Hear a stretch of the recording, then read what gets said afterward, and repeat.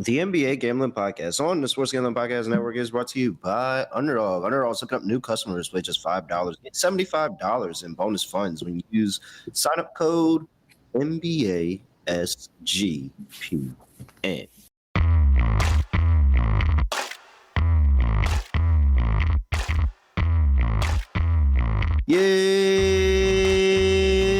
Yes, sir. We are back with another edition of the NBA Gambling Podcast on the Sports Gambling Podcast Network. No me, no voice, no guys. Me, really Ralph, Terrell, Furman Jr. here at your service.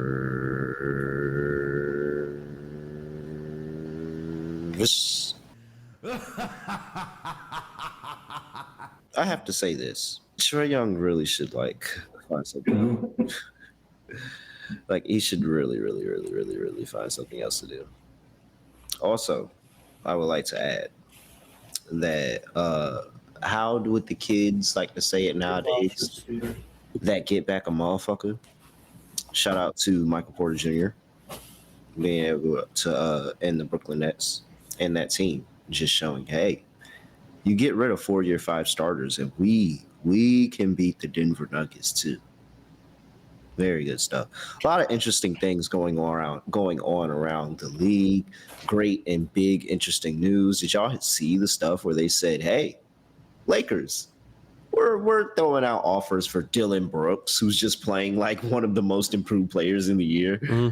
Yeah, we're just throwing out offers, and we're seeing if they're willing to trade him. Duh. Dylan Brooks and LeBron James being on the same team in 2026 is actually hilarious. It's not going to happen, but at least they're trying to get a defensive player because they can't guard anybody. I mean, it's good to talk about. Yeah. Hey, we are going to try to get somebody because we know we're only playing on borrowed time. We had a good start to the season, but we're not a good team. And then we had the last thing that I want to talk about in my little monologue. Shout out to those same Phoenix Suns. 10.5-point dogs. Able to get it done and get the win over the Oklahoma City Thunder. Shout out Devin Booker as well. Very, very interesting league we have going on. Very messy league we have going on. A whole bunch of different storylines. Will Norman Powell become an all-star? A whole bunch of different storylines. Scott Studio, Reichel. Scott, what's going on? Daddy, beat me up. Surprise. Yeah, good to be back. New week in the NBA, so looking forward to it. I see Ski accusing us of being tired. I was playing poker till about 3 a.m., so not wrong, but here we are. So, yeah, overall, once again, happy to be back. Nets look pretty good whenever Michael Porter Jr. plays, and when he doesn't play, they get their ass kicked, so you can connect the dots there. But either way, yeah, your Knicks have had a pretty rough past couple of games, but overall, I think we'd still agree the Knicks are one of the better teams in the Eastern Conference. Big game coming up against Detroit. We'll mention that in a second. But any thoughts on your team this past week? Because I feel like it has not been a good past couple of games for Cat, and it's been pretty noticeable. Yeah, it hasn't been a good past couple of games. It really hasn't been a good number of games for Cat, if we're being honest. The fouls have picked up exponentially. Exponentially? Is that what you're going with? Exponentially, yeah. Are you trying to say fast? Or are you trying to say there's been a ton of No. Yeah, faster than normal. Expeditiously? Expeditiously. That's the word I'm looking for. Thank you. Appreciate it. There. See, look. That's that Wisconsin education for you, Scott. Yeah, it's called being a journalism major who ditched half his classes. That's why I remember that word. Wow. So it sounds like you were me in college. What's going on here? What's with us in ditching half of the class? If there was no attendance being taken, I wasn't going. That was just my general rule. I'll find it on the slideshows on the canvas, and I'll just call it a day. Rate my professor. Yeah. All right, but yeah, man, the Knicks have been playing with fire for a little bit. I think that the concern was that they were just such a good – I mean, what the thought was there's just such a good home team and kind of just figuring things out at home. And then they'll at some point figure it out on the road, kind of similar to that Warriors team of years past that just couldn't play anything on the road and was able to play at home. And that's what it kind of seemed like the Knicks were doing for a long time, and then they just kind of had this stretch. They lost to Atlanta. Actually, well, Josh Hart getting injured didn't help. So yeah, and so like I'm not really too concerned about this Knicks team overall. I just understand this is just probably a bad stretch of games where you don't want to play the Knicks right now. Like they're probably going to play games close. It's probably going to be, hey, get the ball to Brunson in the fourth quarter, and hopefully Brunson can bail us out. But the defense is not all the way there. The rebounding is not there. The injuries are aiding into all of that. I think they'll be fine for the long term, but right now the Knicks don't look good, and so we'll actually talk about them literally in just a second here, Scott. First thing I do want to mention before we talk about that, though, is the fact that everybody can get access to all of our free picks and podcasts if you head over there to the SGPN app. All you got to do is type in SGPN, and you can get tapped into the Sports Gambling Podcast, NBA Gambling Podcast, WNBA Gambling Podcast. Hey, Scott, did you know Unrivaled starts today? I did. By the way, we didn't mention it, but yeah, Hope Collier makes a quick recovery. Oh, yeah, dude. Both ankles. That's rough. Yeah, but hey, get it done now. Be able to play in May. Hey, that rhymed. Look at that. Bars. Yeah. Just go over there into your SGPN app and type in SGPN. All right. First game up, we just talked about them. The New York Knicks on the road going to play the Detroit Pistons. Knicks laying 2.5. 232.5 is the total. Injury report, both of these two teams. And we got for the New York Knicks, it looks like Josh Hart, Landry Shamet, both out. Detroit has not submitted because guess what? They are coming off of the second leg of a back-to-back where they did go on the road in Cleveland and get the dub 114-110 against the Cleveland Cavaliers. I see a couple people already out, though. Duran's out. Tobias Harris is out. Levert's questionable. So they are missing a couple of starters. All right. Well, okay, so my issue here is that I've lost faith in Cat, to be honest, and that was really a big part of what I was really excited for this Knicks team because I always thought Cat was a very good player, but I'm just completely out on Cat here. The Mitchell Robinson double big thing will be interesting, especially with no Duran in the game and how they play that. I think it'd be a big Mitchell Robinson game, and so I like Mitchell Robinson. Rebound props here in this one. I think he can have a really solid outing. I would get down on a double, but you know how he gets down with that. And then you got a Detroit team that's 6-1 as an underdog this season. They love this spot. They love to be underestimated. There's a little bit of a revenge factor here when you talk about the fact of, hey, this team knocked them out of the playoffs last year, so now they're getting an opportunity to play them, to show them. I don't think that the Knicks have an option for Cade Cunningham, especially with Josh Hart out for the game. I think that's going to make everything just a lot harder, especially over the defense overall. And it's a Knicks defense that hasn't been playing, honestly, up to the best standards in the first place. So with all that being said, I'm confused on, I mean, is it the Duran? Is that how much we're valuing Duran? Because it seems like Duran's getting the value, Scott, of an all-star right now. Because why are the Pistons catching 2.5 here? Well, you also have to include the spot with them being on a back-to-back, but the drop-off from Duran to Stewart and Paul Reed, I mean, how do you feel about those guys as your front court? I mean, you know how we feel about Paul Reed, but it's not. We don't feel about Paul Reed like he's like one of these great centers of the game. He's just a really good energy guy coming off of the bench that can go and be able to run the rim and give you, 8 to 10 points off the bench. But he's not one of those guys that we have a threat on the glass or like a threat. Oh, no, I agree. Rim the protector point is, or anything. When you're talking about the actual spread, I have to mention the drop-off rebounding-wise. Because it's a huge drop-off. I mean, Cat, even if we are a bit lower on him right now based on current form, he's still a good rebounder, or at least he can give you a good rebounding game.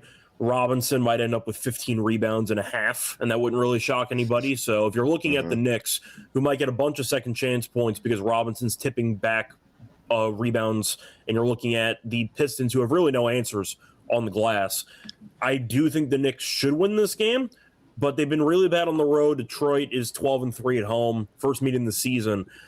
I think I will go Knicks. but I think I'd rather go for Robinson props, as you said before, because I still don't really feel great about the Knicks defense. And I do think that K could have a solid game and carry Detroit to a win, which we have seen before. And Detroit's been a good team as a dog.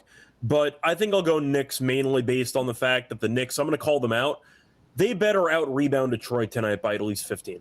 Like, you really have to dominate the boards. I don't care if you have to play Robinson an extra 5 minutes. Robinson should finish this game with at least 12. Like, he really should, and I think you have to keep him in. So I'll go with the Knicks, but I understand why people might be concerned and scared about laying points with a team like the Knicks that have not played well lately and a team that has been quite underwhelming on the road. But it's not the best spot for Detroit. They're on a back-to-back off a win. They're missing their best rebounding center, and now they're against the Twin Towers that the Knicks have here in the starting lineup. I'll go for the Knicks minus 2.5, but if you want to go for Detroit, I can understand your ring. Yeah. And it's the fact that we're in Detroit in this one. The Knicks haven't had the best road record. I'm going to stick with Detroit and take them here. I'm not sold. I'm not 100% sold on this. I'm not either, but based on the front court differential, there really should be an advantage for the Knicks. All right, let's see here. Pistons this season on the Second night of a back-to-back? Yeah, second night of a back-to-back. I have them as 2-5. So okay. more fuel for the fire for you, Scott. I have them as 2-5 this season. ATS in the second leg with a back-to-back. 5-2 straight up though. All right. Next up, Chicago on the road. Going to total's at 232.5 in that one. It's actually coming down in that Knicks game.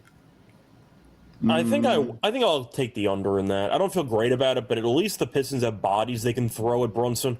If you want to throw out Holland or you want to throw out Asar, like I'm assuming Asar will get the matchup because he did last year in the playoffs. At least I think they'll make Brunson work for his points. And Robinson's going to help with rim protection. I still question the outside shooting from Detroit supporting cast, with the exception of Duncan Robinson, of course. So I'll go with the under. I see a physical game. These teams don't really like each other that much. I can see it being a bit more low scoring than people think. I'll go with the under. You? I am concerned about the Knicks defense, but I think I understand the angle. I think it is a little bit more slower paced than you want to give it credit for, or that people want to give it credit for. Yeah. I think it's a lot of points scored, but just maybe like 230, 229. Like, I don't know. It just feels a tad bit high for what I know the Detroit defense to be. So, no, it was never any doubt that I was taking the Detroit Pistons. I've always found a way to be on the Pistons. All right, here we are back in Boston, whereas Chicago is playing the Boston Celtics. Celtics are laying 11.5, 236.5 is the total. Injury report, and we have for the Chicago Bulls, Kobe White is questionable. Jalen Smith, Josh Giddey, Zach Collins all out. Nothing to report for the Boston Celtics. They have a clean injury report. I mean, I feel like most of these Celtics games, when they're laying a double digits, is basically the same, and we talk about it. Do you think Boston just mentally checks out for a half, or do you think they bury this team? And I feel like you tend to go on the side of they're going to mess around a bit, and I tend to believe they're going to show up, but who knows? I mean, Jaylen Brown dropped 50 against the Clippers last time out, and that was a very nice win. But the Bulls are extremely injured. Giddey's not playing. They don't even have a backup center now because Jalen Smith's out, but they still have Zach Collins, so I guess that counts as a backup center. But I was Collins out too, actually, so they have no backup centers at all. So I guess I'm on Boston. But I know that you typically expect them to mess around. You think that the Celtics might underachieve a bit with the point spread. I'm assuming you're on the Bulls here? Yeah, I mean, it hasn't been a guaranteed lock of the Celtics of this number by any means. 4-3 ATS when they're laying more than 10 plus points. Not the best hoops there. When you see them in this spot, I can see the Bulls kind of hanging around, but like, it's a hard question mark because I don't know what's going on with Kobe White. Maybe you could sell me on Kobe White having this big Kobe White game or him just gathering attention, and it's enough to kind of pull the Bulls into this game. But then there's a chance that Kobe White just doesn't play at all, and you got, the bad news Bears going and playing the Boston Celtics, who have all this confidence right now. So I'm not a believer. I'll say it. I don't think this is a Bulls day. I think we are definitely rolling into the crescendo after they finally, went and they got the win against the Orlando Magic and they felt good about themselves. Then they went and they lose to Charlotte. Like, I think we're now in the downward crescendo for the Chicago Bulls here, where they're just going to really suck. And it's going to be a large part of the injuries to Kobe White and to Josh Giddey. I mean, do you know what the moves are for Chicago? Because I don't know what the moves are. I mean, you got Trey Jones. You're hoping Kobe White plays, but he's not been as good this season as you hoped. I mean, what are you supposed to do? You hope Vucevic goes out there, has some great game. You kind of hope Bucelis kind of takes another leap, but he only really plays good when he plays alongside Josh Giddey, for real. It's really not much you can really do. Yeah, it's not. And really defensively, you're not any good anyway. So I think Boston should bury him. So we'll see. I don't know. All right, I'm on Boston. I'm with you. It's pretty chalk, but this is dangerous territory with the Chicago Bulls that we got to start fading them. So yeah.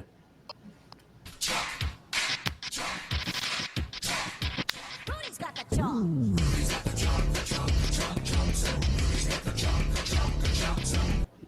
Not the chalk zone bet I would feel the best about, to be honest. It's really more I can't play anything else. Yeah, it's more of the Bulls just having no players. And I like Buzelis and all, but I think we'd still agree when it comes to shot creation off the dribble. Yep. That's still something he needs to work on. So Giddey is a great point guard because he gets his teammates in a lot of positions for success. No offense to Trey Jones. I think he's a pretty good backup point guard, but it's not the same. It's just not the same offense with Giddey not being there. So we'll see what happens. Hopefully Boston just doesn't miss a bunch of shots tonight. Yeah. All right. Kalshi. Real money prediction market, legal in all 50 states. You can go trade a bunch of tons of different markets: NFL, college football, college basketball, NBA, NHL, and more. Plus, if you don't want to do sports, you can do stuff other than sports because you're a true DJ and you can do politics, entertainment, weather, all of that. You can trade anything on Kalshi. Make sure you go check it out. New Kalshi customers get $20 when they use promo code SGPN. That is Kalshi, KALSHI, promo code SGPN. We're also brought to you by Underdog. Underdog's hooking up new customers. You can get a brand new offer. Play just $5. Get $75 in bonus funds when you use that promo code NBASGPN. You can go over there, pick higher or lower on your favorite player. Fantasy stats went up to 5,000 times your entry over there at Underdog. Just like that, all you got to do is go sign up. New customers play just $5. Get $75 in bonus funds when you use setup code NBASGPN. Let's go. Next game up, the aforementioned Atlanta Hawks. Oh, my. On the road, going to play the Toronto Raptors. Raptors laying 3.5. 233.5 is the total. Here's the big part. Injury report. Trae Young is out. Luke Kennard is questionable. For Toronto, Jakob Poeltl is out. It is a deja vu game. It very much is a deja vu game. Both of these two teams did just play. The Toronto Raptors did end up getting the win. 134-117 as 5.5-point favorites. Now we have the inverse. Well, for the record, Trae also did not play in that last game, so I can't even use that as an excuse. So Trae did not play in either of these two games. Yeah, he's not playing. He's not playing tonight. He did not play in that earlier game. He did not play in the two games prior where they did get the dub against the Minnesota Timberwolves and the New York Knicks. Mm-hmm. And so with that being said, I'm still going with it. It's a deja vu game. They get the running back. I'm sure they will figure something else out without Trae Young here. There's no Jakob Poeltl in the lineup, so I hope this time around they go and they really, really attack that paint areas, be strong along the glass, really challenge this Toronto team that just doesn't have the rim protectors. And this will be the game.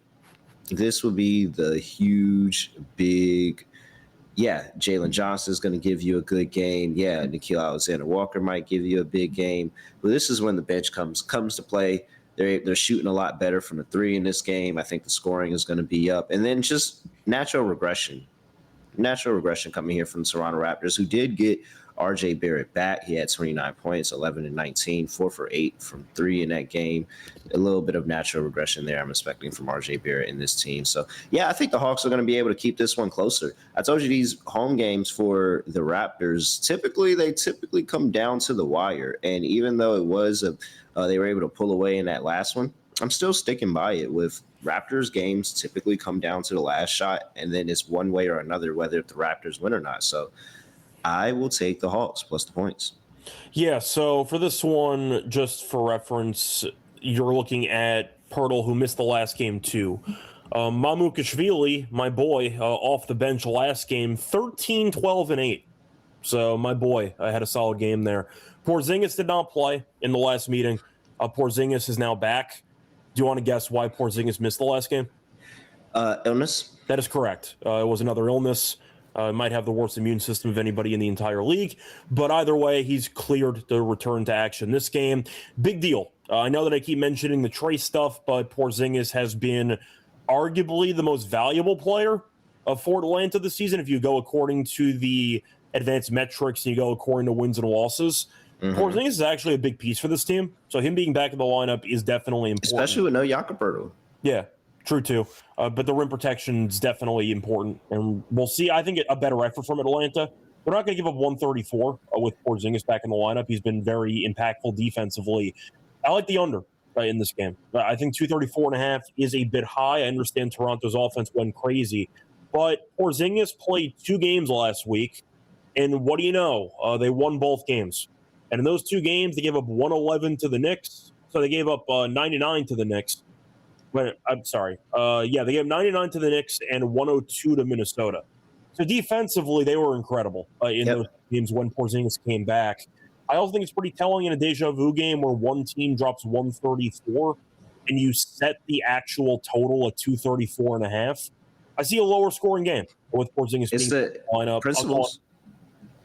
Yeah. Give me the principal under in deja vu. And principles do say take the under in this game, especially after overcash in the last game.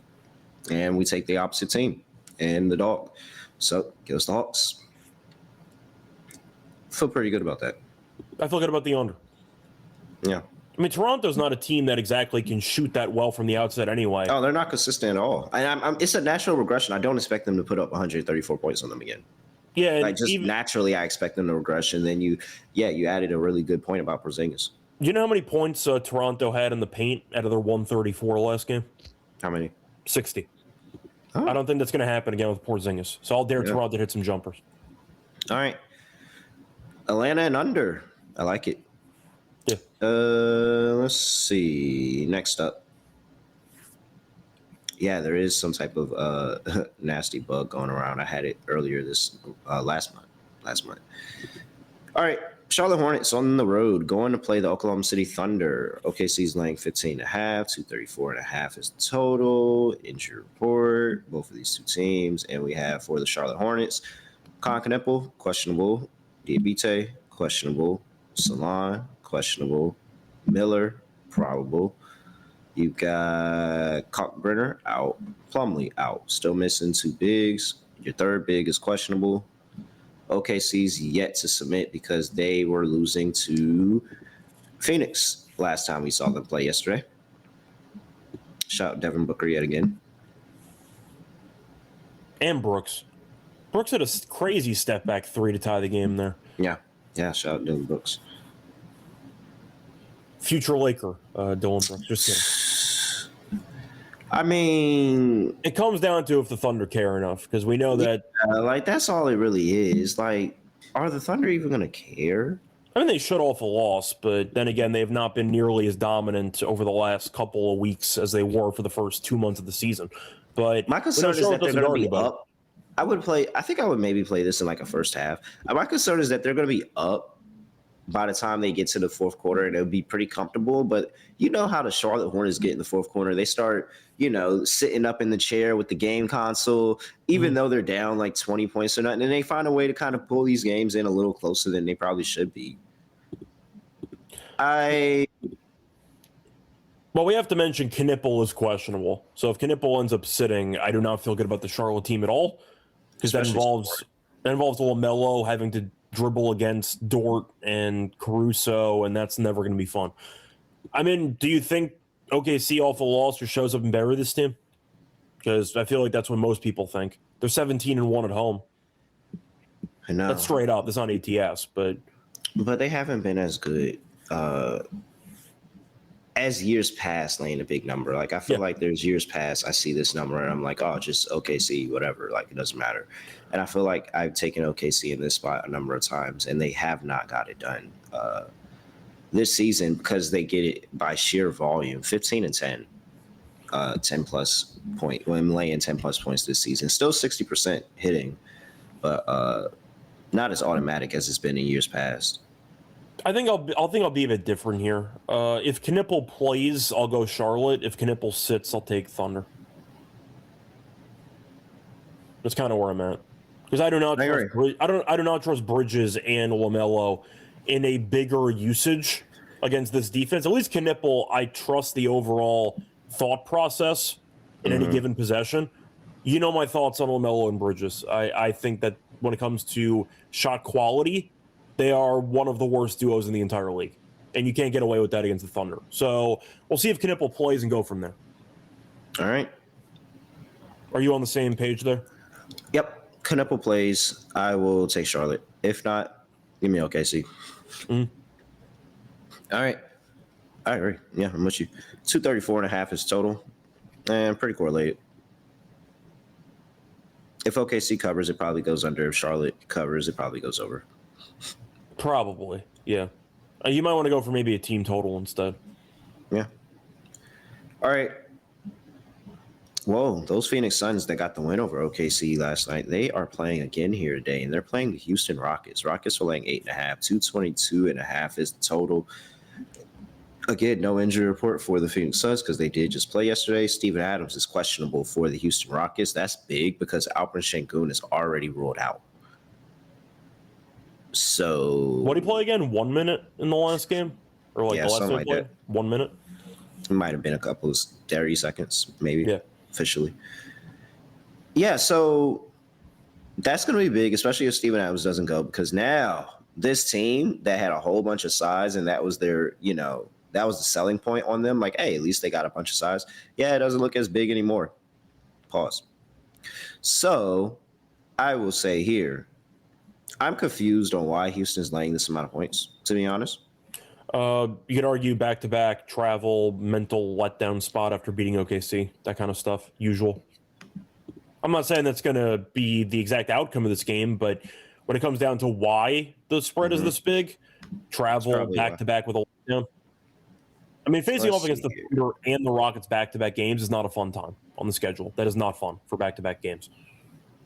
3-3 straight up and ATS are the Phoenix Suns this season. And yesterday played into the other metric, 5-1 against the spread, 4-2 straight up for them on the first leg with back-to-back. So second leg dies off a little bit here. Don't look now, though. Phoenix, 2 games back of the Lakers for first place in the Pacific. Team's good. Props to Ott. He's done a great job. I'm not sure he's going to get Coach of the Year, but he definitely deserves to be a finalist. I might vote for him. I mean, you have a couple of candidates right now. I know Toronto has not been as good, but they're still pretty solid in general. But Phoenix going from kind of a laughingstock to being 7 games over. Literally making jokes about him. We were making jokes about him. Man, like, I think Ott should definitely be finishing in the top 3 in Coach of the Year at this point. I mean, he's a good coach, just simply put. 9-4 ATS this season as a road dog, able to get it done. They're not afraid of going on the road and playing teams. I think the size and potentially not having Steven Adams in this game as well, really, really big for this group. Both of these two teams run a very similar style in terms of pace, more slow. Has gotten this Suns team locked in on the defensive side of the ball, and we know how Ime rolls with making sure his group is locked in, ready to go defensively. There may be some moments where they just give up just natural points at the rim because they're missing their rim protector, but I think this is a closer game. I really do. Maybe Houston does go out here and get the win, but if you're giving me 8.5 points with the Phoenix Suns, who's so good at ATS and keeping games close and being in there, even after getting a win against OKC, they could let down and lose this game and lose it by less than 3 possessions. So I will take the Phoenix Suns plus the points here. Yeah, I agree. I think it's too many points. I think it's a bad scheduling spot. I understand why the line is big, but we have also been lower on Houston, especially ATS. I mean, we had a couple of games where they were laying a bunch of points. The Indiana game, for example, where they got outscored by 20 and they blew the cover entirely. That could happen here. I mean, Houston could be winning. Phoenix makes a run late. Houston wins and still doesn't cover. So I don't trust the Rockets to actually cover big numbers. It feels like this offense kind of gets stagnant late in games, or they get complacent when they're up by a lot. I don't view them as being a series contender in the Western Conference. I've pivoted off of Houston. I just don't see it with the guard depth or lack thereof in this case. Şengün's also not going to play, and we know that he can be a facilitator for this offense as well. I don't really think right now Houston is as good as people thought they were going to be. I think I had their win total under on the Western Conference win total preview show. I just thought it was going to be a little bit clunky, and it has looked pretty clunky up to this point. But I'll go with the Suns. This team looks feisty. They definitely have an identity, which is very important. And as you said, I think it's going to be a lower scoring physical game. I agree. So give me first team to 110 wins, basically. Give me a dogfight. And I think Phoenix is actually pretty live to win the game. I'm not saying they're going to, but I think they definitely could pull this off. Give me Suns plus 8.5 and give me the under. But 8.5, we've talked about it, but I'll let you get your thoughts, I'd say, back on the show, just publicly. What are your thoughts on this Houston team? Because I think they're good, not amazing. That's where I'm at. Yeah. They'll be a playoff team. They have a chance to maybe try to be, like a 4 seed, one of the top 4 teams, but they can definitely win a round, but I don't see them winning multiple rounds for me. I just don't have that. I think that their success would hinder on just a pure coaching masterclass by Ime Udoka rather than the players on the court. And that's not the recipe that you want if you have aspirations of winning a championship. As much as I do think a good coach is very important, I think that you got to have the talent on the court as well.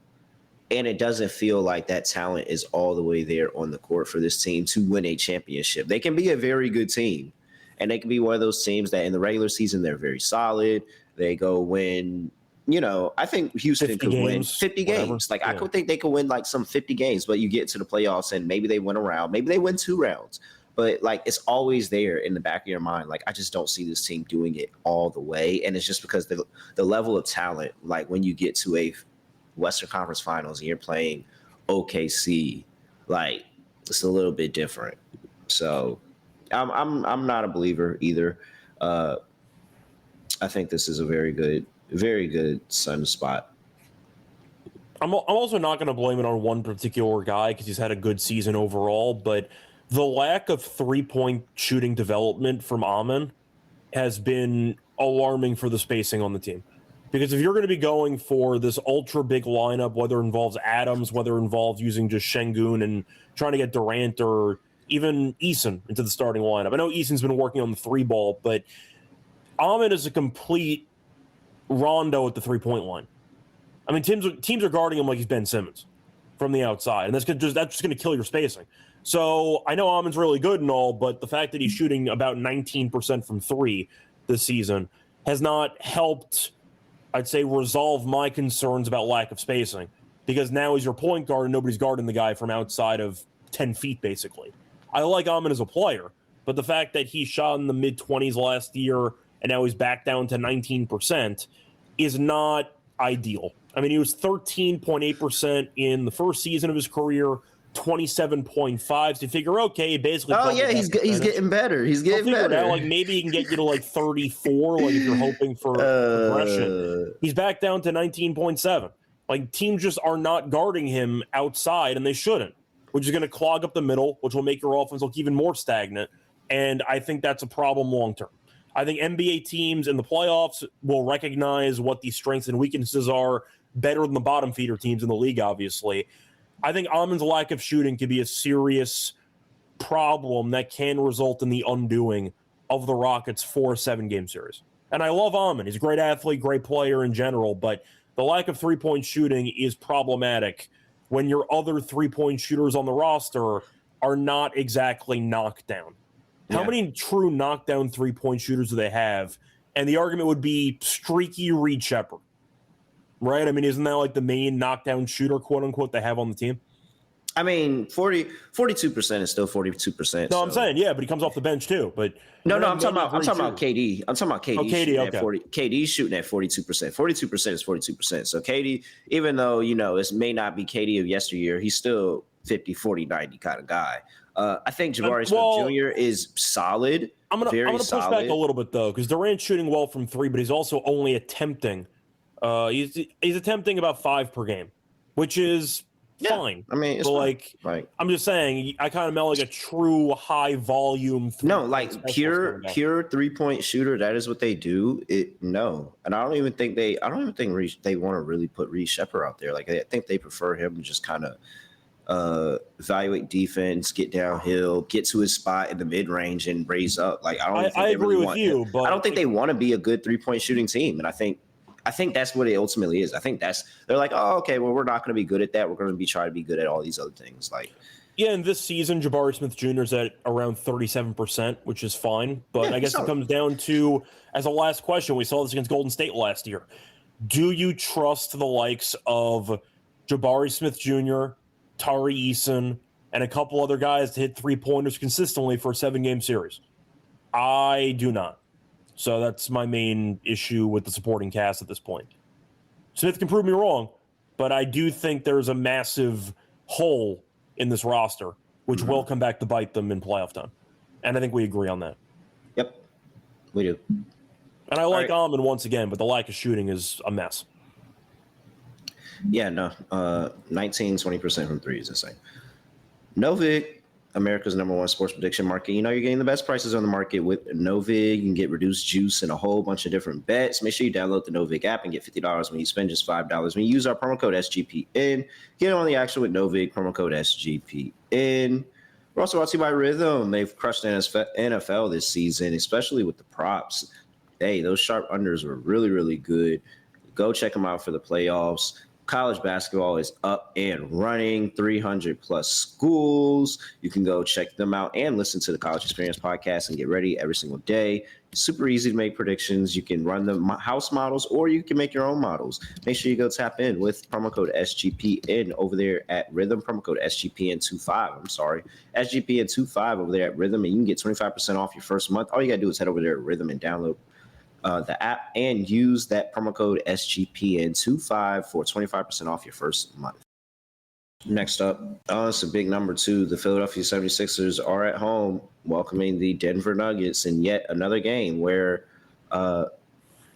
the Jokic is not playing and we will not see the Embiid versus Jokic matchup. I haven't looked at the injury report yet, but I would just assume Joel Embiid sees that Jokic is not playing. He's like, oh, yeah.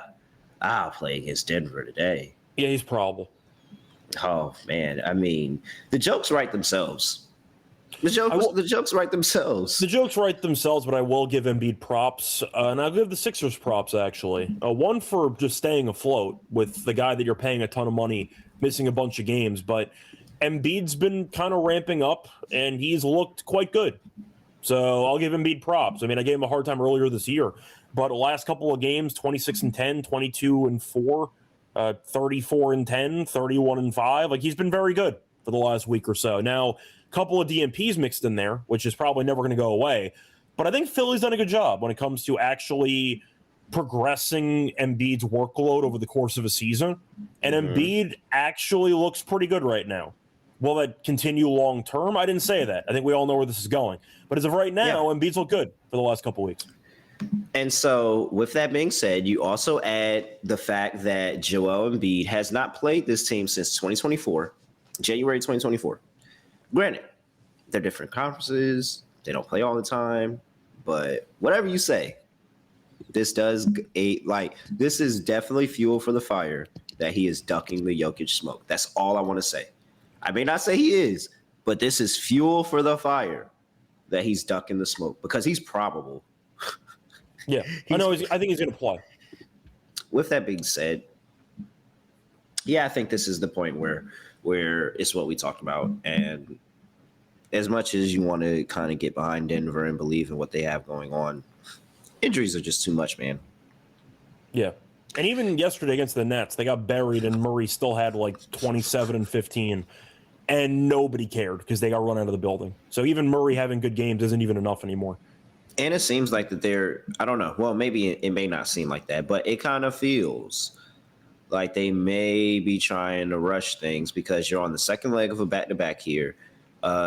There's questionable tags on Aaron Gordon and Christian Braun. Yeah. So they may be trying. By the way, sorry. He had 27 and 16 yesterday. It wasn't 15, but whatever. The point is Murray's playing like 40 minutes every game, and they're still losing because they don't have enough talent around him. So we'll see. Yeah, so we'll see if Brown and Gordon are able to go. I doubt it, but maybe they just bring him in for this game. It's a big number. They could use the help. Yeah, sure. Embiid's playing well, and they really don't have an option to stop him if he's playing that well. So we'll go Philly. I just don't know how much I actually trust Philly to cover a big number like this. Denver, it's a bad spot. They're very short-handed. I get all that. Philly's been better lately. I mean, they beat Memphis in overtime. They beat the Mavericks by 15 and beat the Knicks. And then Embiid was talking crap, because of course he was, but either way, they have played better. Big reason for the recent 3-game winning streak, you're looking at Edgecombe, who's actually been very good for the last week. So. We'll see if he keeps it up, but you know what? I might be a bit different. I think 11.5 is a lot of points. The only concern I have, though, is with Murray playing 40 last night with his injury history. Is there a chance they just pull the plug on the game? Mm-hmm. Is there a chance that Murray ends up sitting last minute and they say, I'm going to read off these minutes for Murray, by the way, over the last week. 40, 39, 38, 35, 37, 42, 37.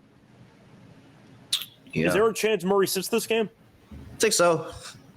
I think it is. With his injury history, there's a chance he sits. Yeah, no, it's a chance. I think he goes. Maybe not the best effective in this game, and he just tries to put the team on his back. But I don't think it's enough. Philly's playing pretty solid. You're on Denver. I'm on Philly. Well, I'm wondering if I want to go for Denver first half instead, because I can see Philly kind of sleepwalking, thinking they have the free win in the bag, and then they wake up in the second half. Yeah. So I can see that happening too, but I think I'll go Denver first half. I'll be a bit different. All right. Let's see. 229.5 is the total. I don't think Denver can guard anybody, so I'll go the over. I agree. Next game up, Golden State Warriors on the road going to play Los Angeles Clippers, who have turned their season around. They have rattled off 6 wins since what was his name? Ty Lue. Ty Lue called them out for only having 6 wins. They doubled them, in fact. What's the I'm trying to think, what's the word again? It's the neuralizer? What's the word for Men in Black? Yeah, literally the neuralizer like go ahead and forget everything that happened. Yeah. Forget everything that happened in the first 30 games of the season. Yeah, pretty much. Just we are now 0-0. It's like, okay, great. Kawhi, you are back in 2015. All right, great, cool. I'm an average 40 for a week. All right. Is it a coincidence that Zubac came back and they immediately lost again? For the record, I don't think it mattered because Jaylen Brown just had 50. Like, they couldn't guard Brown the entire game. But either way, Zubac is back. He came off the bench last game. We'll see if he starts this game. But we had a favorite switching. Clippers were favored overnight. Now Golden State's favored. And Golden State's been pretty good for the last week. They've won... 5 of their last 7? 6 of their last 8. So Golden State's been playing better. Yeah, but they haven't been winning by margin. They've been kind of scaring the teeth. It was Charlotte kind of came and made them a little nervous in that game. Utah kind of, kept themselves a little bit in the game. Like, it hasn't been the prettiest basketball. If I'm looking just pure on the court, even though as much as I hate this Clippers team, they look way better than the Warriors right now. I'm a little shocked that the line is flipped, especially with the Warriors being on the road. I mean, the only issue Golden State has, is that Draymond keeps getting ejected. But that too. I think Zubac's going to be an issue in here in this game as well. I don't know if they're going to be able to slow down Kawhi either. I don't know. Like, is money just coming in because it's the Warriors versus the Clippers, and we know the Warriors to quote unquote be a good team, and we're pretty sure the Clippers are a bad team, but they've been hot recently. Like, I don't know. It's kind of hard to fade this Clippers team right now. I'm with you. I think I'll go with the Clippers anyway. I understand Golden State over the years has given the Clippers some problems. Faced off one time this season back in late October, back when the Clippers were terrible, and the Warriors routed them. They won 98-79. 79 points in 2025 is diabolical, by the way. But either way, I do think I'll go with the Clippers here. At the end of the day, they are 10 under overall, but they're only 1 under at home. They have been a lot better at home by comparison. Golden State, 8-12 on the road. They've just not been a very good road team so far this season. I don't see it being easy for either team, but I do think the Clippers at home in that environment will look better than people anticipate. I don't really agree with the line move. I agree with what you said about Golden State. They played better lately, but the schedule's been kind of a joke. Favorable. It's favorable. They haven't beaten anybody of any substance. They beat Utah at home. We know Utah on the road stinks. They punted the game against OKC intentionally, lost by about 90. Beat Charlotte. That game was very close for most of the way through. Beat the Nets on the road. Lost to the Raptors by 14. Beat Dallas. Beat the Magic. Beat the Suns. The Suns is a good win in that case. But the point is they played better lately, but not many great teams. And the teams that are well above 500, they played OKC and they punted, and they played Toronto and they got buried. So against some of the decent teams, they have been struggling. Now, the Clippers are not a good team, but they have played better over the last couple of weeks. They're cosplaying as a decent team. That's good enough for me. I'll go for Kawhi and the Clippers to get the job done. If the Warriors won, would I be shocked? No, but I do think the Clippers should be favored in this game, and I do think with them getting minus 105, maybe even money, if you shop around, I think the money line's got a pretty decent price for the Clippers at home. All right. I'm with you. I can't believe I'm saying it, but take the Clippers. I'm not believing the smoke and mirrors that the Warriors are trying to sell us right now. I'm really not. And you're just sporadic because you don't know how. I mean, dog, it's like, has it been 7 straight games of Draymond getting ejected? It feels that way. And then you can argue if they look better when he doesn't play. He's been getting ejected. He's either not playing or he's getting ejected. But it feels like in all these games he gets ejected, they win anyway. Doesn't it feel that way? And he gets ejected in like the first half? Yeah, because he gets ejected against these crappy teams that it probably didn't even need him probably, anyway. But Draymond's going to try his best against Zubac. We'll see how that goes. But I do think the Clippers have been looking like a team that has not rolled over, and I thought they were going to. So props to them for actually hanging in there. And this, if they're playing somebody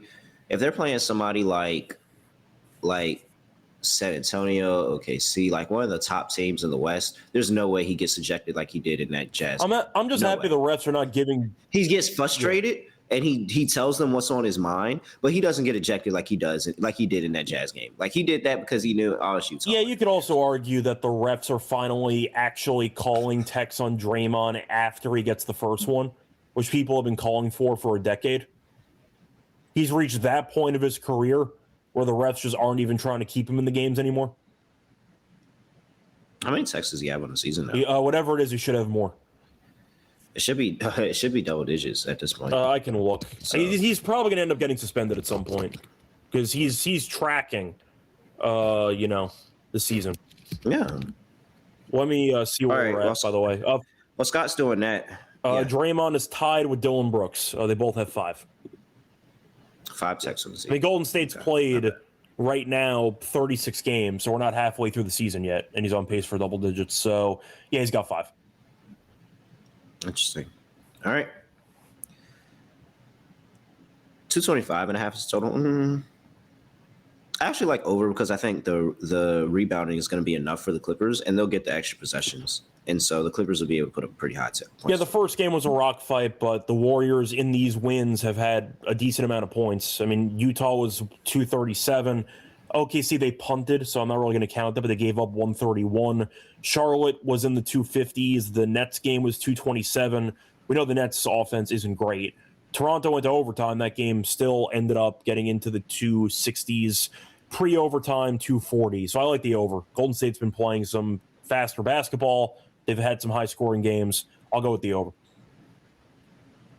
All right. Whoo-wee. It is Black Monday. These coaches are getting up out of here. Stefanski, Pete Carroll, Jonathan Gannon. What? But Gannon did get fired in the end? Yeah, he just got fired 3 minutes Thank ago. God. Like, Atlanta, you could have waited to fire Raheem Morris until today. Like, that's where I'm. They just wanted him out as soon as possible. Today. No, like, literally, it was right after the game was over, and it's like, it could have waited. Everybody else waited till today. Yeah. Literally, everybody else waited till today, but Raheem Morris gets fired. Well, the thing is that all the coaches that got fired, I think, deserve to get fired. So I can understand the idea. Yeah, no, and I agree. No, you just didn't like how quick they were to just toss. Yeah, like look, literally Stefanski, Pete Carroll was there for a season. Pete Carroll, Jonathan Gannon, like you could have just fired him in the morning, like everybody else does. But then no, he's got to get out of here right now. Yeah, pretty much. But Gannon, I know, is rumored to potentially stay. They had to toss him. I mean, after the DeMarcado thing that happened earlier this year, and with what they lose 9 in a row to end the season, 8 in a row to end the season. I'm surprised they gave him till the end of the season. Yeah, I had to fire him. If you're a defensive-minded guy and your defense gets torched every week, what do you actually do for a living? I have no idea. I feel like if you have a Super Bowl or something, that gives you like free reign to the end of the season. I was very surprised that I thought they were just going to do anything different, but maybe they were down for the tanking and he got them the bad record and then they said, hey. Yeah, I mean, he's not a head coach. You could argue, I know some Eagles fans don't like him as a DC, but he's clearly a better coordinator than a coach. So I agree with the firing. We'll see how this goes, but we'll see if the Jets add Aaron Glenn to the list. I doubt he did get a win against the Eagles during his tenure. Yes, he did.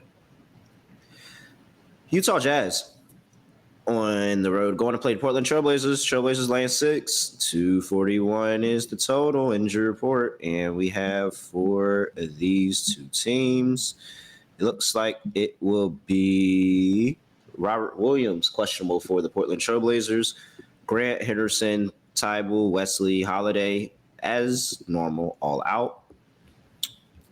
You've got Nurk questionable, Bailey questionable, Love, Niang out. All right. Denny Avdia is still averaging 25, 7, and 7. He had a triple-double against the Spurs. Very, very. I mean, the Wizards, dude. Like, I've tweeted about it many times. Like whether you like Avdia or hate him for political reasons, it was an atrocious trade by the Wizards, and I keep tweeting about it. It was an abysmal trade. And I think people don't realize just how bad that trade actually was. It might be the worst Wizards trade like in a while. It's really, really bad. Like this is a horrible Wizards trade at this point because like 27, 7, and 7 is not like that's not just he's having like a good little stretch of games. We're almost halfway through the season. Yeah, and people might not be a fan of the turnovers from Avdia. They might think that he shouldn't be an all-star. I think he should be an all-star. I mean, Avdia has been really good this season. I know Portland. You go score 25, 7, and 7 and say that's what I'm saying. Like 25, 7, and 7 like is what? crazy. People don't realize, and they have no point guard. So it's hard to do. He's been thrown into the point guard spot. He's had 10-plus assists in 4 of the last 5 games. Like, Avdia has been really, really good. And the Wizards, in exchange, got back 20-something games of Malcolm Brogdon, a future first-round pick, and Bub Carrington. And no offense to Bub Carrington, but it has not worked out so far in his young career. That is a disastrous trade that has not been talked about enough. Avdia has been objectively a very good player this season. Yeah. So I agree. All right. So we got the Utah Jazz here who are on the road. They have lost 2 of the last 3 games. I'm sorry, all 3 of the last 3 games. They covered 2 of the last 3. that one cover being the Golden State Warriors. 6-9 ATS on the road this season. Not very good straight up, 4-11. So you got them on the road. This is the spot that you want to fade them in. I think Portland, who hasn't been as good as a favorite this season, I think it's just you trust the fact that, one, the Jazz are not going to show up here defensively at all. Should be, again, another really solid Deni Avdija game, and a solid Deni Avdija game really opens things up for everybody else on that roster to be able to add on to the scoring. And Utah Jazz on the road can allow anybody to put up 120 points. So if you're telling me I'm spotting Portland with close to 120 points here, I could see them turning up the notch defensively, not allowing the easy buckets for this Jazz team to just kind of hang around there in the fourth quarter. And then next thing you know, Portland wins by 8-10. So, yeah, I'm with you. I like Portland. Well, I don't know what you like, but I like Portland. I'm laying the 6 with Portland at home here. Going to continue the trend, fate in Utah on the road. So give me Portland. And I like under because I think that the defense is going to be the reason that they get covered here. Yeah, I think I'm just going to go with the over in general. I'm actually kind of shocked the line dropped. It was like 245.5 overnight. Now it's down to 241.5. I don't get it at all. I don't think either team can guard anybody. And I just see a lot of pace in this game. The fact is, Utah, we know even when Laurie does not play, Keontae's been an all-star caliber guy too. Laurie's playing in this game. So Utah should walk into at least 115, 120. And Portland with Avdija and with Utah's really bad defense. I know Nurkic is a big body who might not play, so Utah might play faster in this game. A lot of potential minutes for Filipowski. I mean, that could be what happens here, but I think it's just going to be a very fast-paced, fun game. I see each team getting into the 120s. I just see a pretty high-scoring, entertaining game between two bad teams. Give me the over in this game. I don't know why I dropped 4 points. Can you explain to me why I dropped 4 points? Because I don't really. Yeah, so I think it's because Portland has allowed 110 San Antonio, 109 to that Pelicans team at New Orleans, where they've been so good and one of the top 5 scoring teams at home. They only allowed them to score 109. And 108 to Boston in the last 5 games. Like they've found a notch defensively that they can go out there and compete.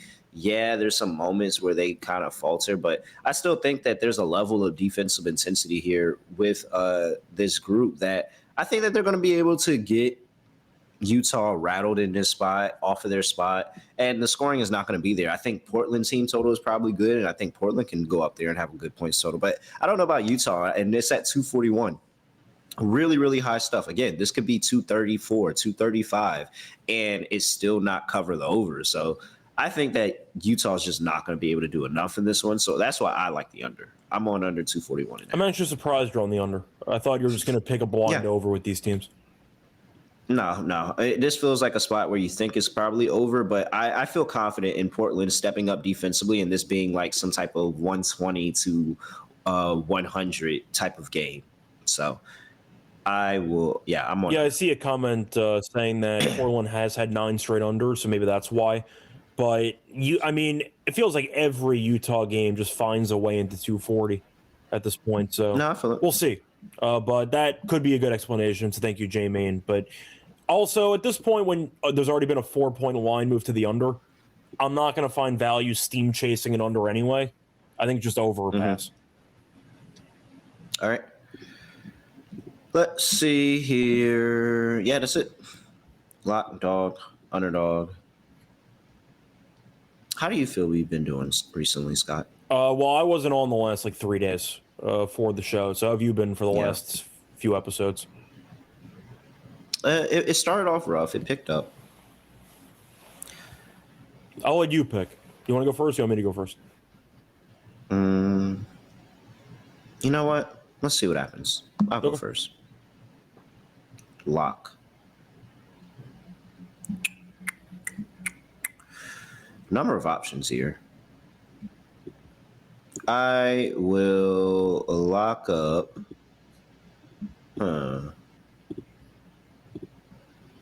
Yeah, I think I'm going to stick with Portland. Give me Portland -6.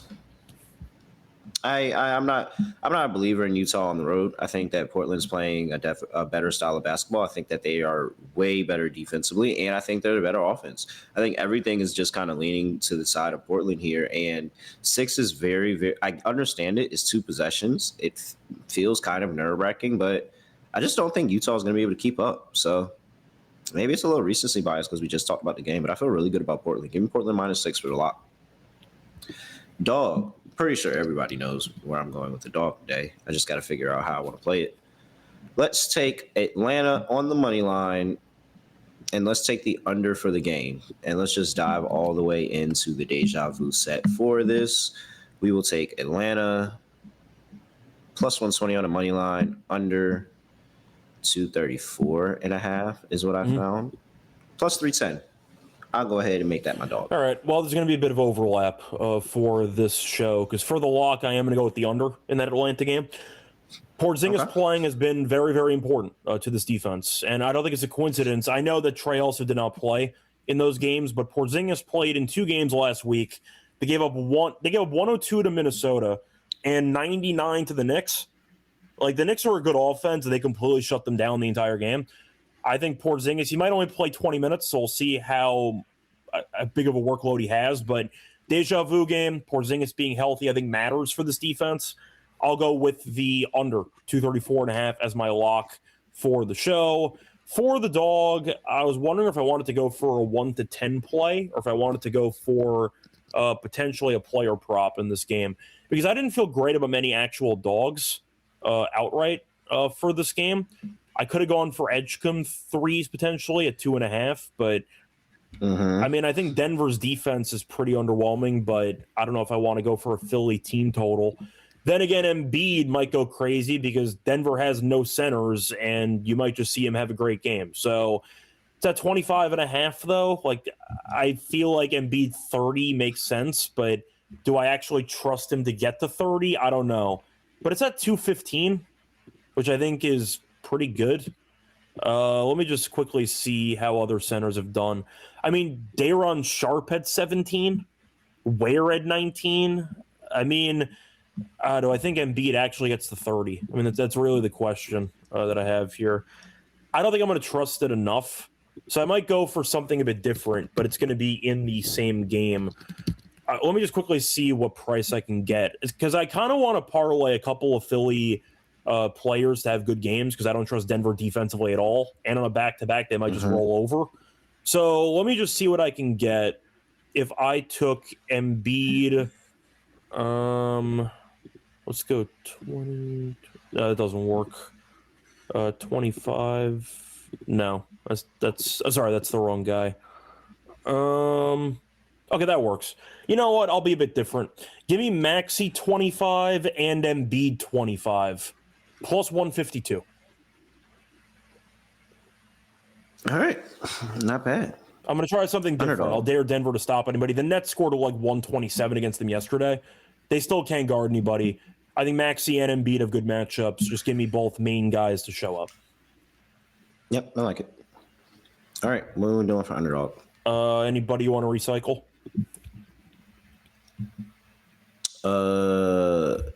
We could run Embiid. Okay. Higher on the points. You want to do first quarter points or full game? Let's go full game. Let's not tempt fate. What else do we like here, Zubac? I don't know if I want Zubac because he's still coming back from injury. Kawhi? Kawhi makes sense. It's at 28.5. I mean, I get it. I don't know if I feel great about it, but I get it. I'm just looking around. I mean, do you want Cade stuff? Because Jalen Johnson, 24.5. I can get behind that. I can get behind Jalen Johnson. He had 30 last game. Or I can go points, rebounds, and assists for Jalen Johnson. Yeah, let's just do that. Let's do the PRA. PRA? Okay, 43.5 PRA for Jalen Johnson. And I mean, did you want to do like Avdia PRA or Cade? something? Do you want to do Cade? Oh, yeah. Cade or Avdia? Do they have Mitchell Robinson rebounds on there? Ooh, hold on. Good point. Very good point. I think they showed it because he's probably going to start. They kind of 8.5. All right, take the higher on the rebounds. Yeah, I will. I think he's good for 10. Cool. And that's a little 8.5 is a little juice, Scott. Right. All right, higher. 8.5 rebounds for Mitchell Robinson, higher. 43.5 points, rebounds, and assists for Jalen Johnson, and higher. 25.5 points for Joel Embiid. Oh, I know who's going to run this. All right. Well, let's not be pessimistic here. 6.24x, $100 gets you $624 over there under All Fantasy. Make sure you use that promo code NBA SGPN. Scott, they asked about some unrivaled bets. I will say this. I understand the Phantom looked horrible last year. It's a new team with the only returning player on that team is Natasha Cloud because Satu's still out with the concussion from the finals. Yeah. Believe it or not, she's still lingering from that concussion. And really Satu was hooping too. But, that was a shame. But I say all that. They're catching 2.5 points against the Breeze, and the Breeze are such a young team. Granted, some played in Unrivaled last year. You had Rakia Jackson who played on the Mist, and then Cam Brink was injured, so she really didn't get to play. But we know she's a 3-on-3 basketball player. She was on the U.S. basketball team. They have Paige, they have Dom Malonga, Kate Martin, Ari McDonald. It's a youth movement. Noelle Quinn is the coach, so you kind of already question the coaching and trying to figure out, oh, now I got to adjust to 3-on-3. And you have a lot of these players that are not used to playing 3-on-3. I like the Phantom plus 2.5 here. I will give that out. I don't know how this is going to go. This is the first game, but off of just blindly looking at the rosters, something tells me that I would have probably made this Phantom roster with Aaliyah Boston, Natasha Cloud, Tiff Hayes, Kiki Iriafen, and Kelsey Plum. I probably would have made them favorite over that Breeze team. So I like the Phantom to get it done, especially because they had a horrible year last year and they want to switch that. I can get behind that. I also kind of agree because I think the Breeze is one of the worst team names I've ever heard in my entire life. What kind of team name is that? What's the mascot? What are you, you're a soft wind? How do you come up with that name? That's just terrible. The Breeze? What, are you kidding me? Yeah, man. Whatever. That's a name that you should have left in the drafts. That should not have made it public. That's a really bad team name. The Breeze are probably going to be a team that are better later on in the year, but first game of the season, nah. Starts tonight, 8 p.m., TNT. Go check it out. We love hoops, all kinds of hoops. Is their mascot like a really big house fan? Like what is their mascot? Yeah, I don't know. That's bad. The Breeze? That's terrible. I don't know. I can't wait to see what Breeze Night looks like because they have team nights for all the teams to see. I'm wondering what Breeze Night looks like. Even wind is fun. Do you just leave the door open and let a draft come through? Let a draft come through the whole arena? And that's their mascot. Night? It's an open window. That's their mascot. This is just not. You could have done so much better than Breeze, but whatever. All right. He's at Reichel Radio. I'm at really real __. Make sure you give us a follow at SGPN NBA. YouTube.com/NBA Gambling Podcast for all the good content. And with that, yeah, Scott, that's it. Nothing else to say. Nothing else to do. No other way of ending podcast. Just gonna end it like this. We are out of here. Basketball.